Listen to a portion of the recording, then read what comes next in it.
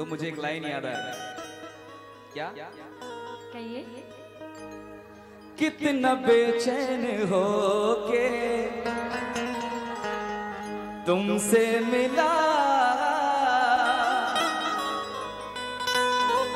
कितना बेचैन हो के तुमसे मिला,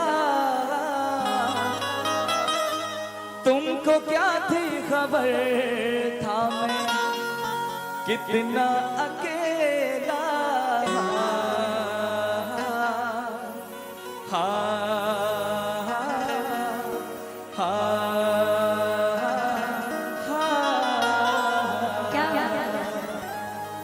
लेकिन क्या आपका जवाब तो देना पड़ेगा, और जैसा आपने कहा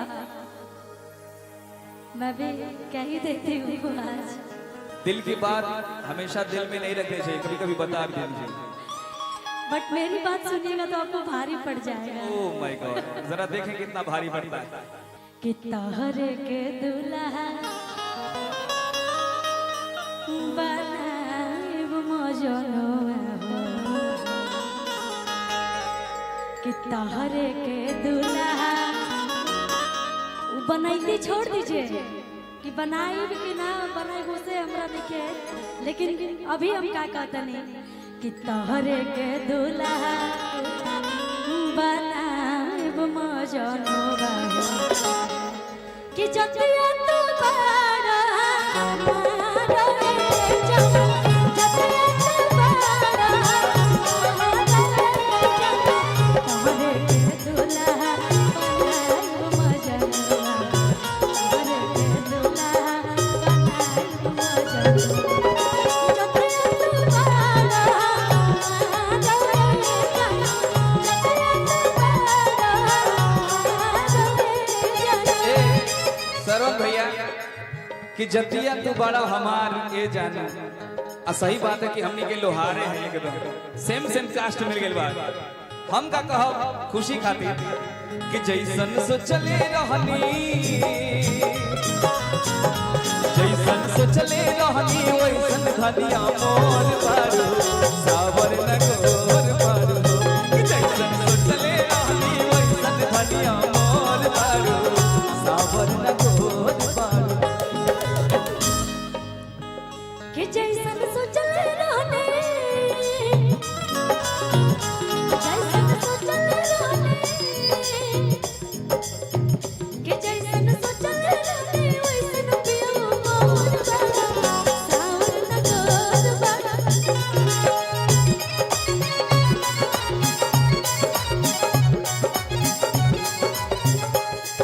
जैसन सोचले रहलो वैसने हम बानी।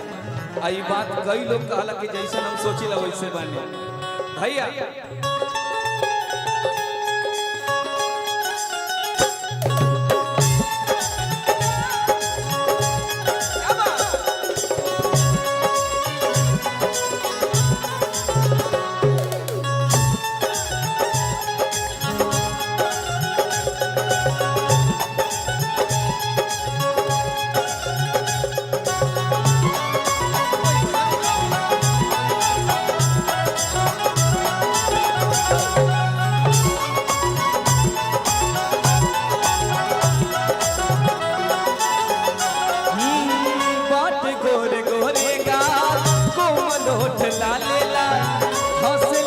गलिया पर बोला चिका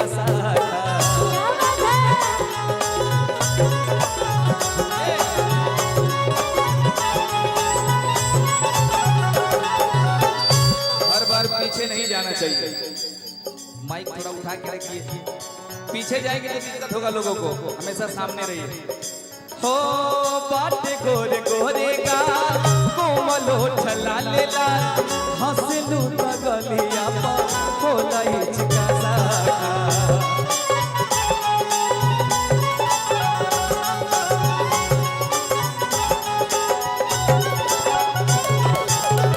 कि बाटे जुल्म जवानी।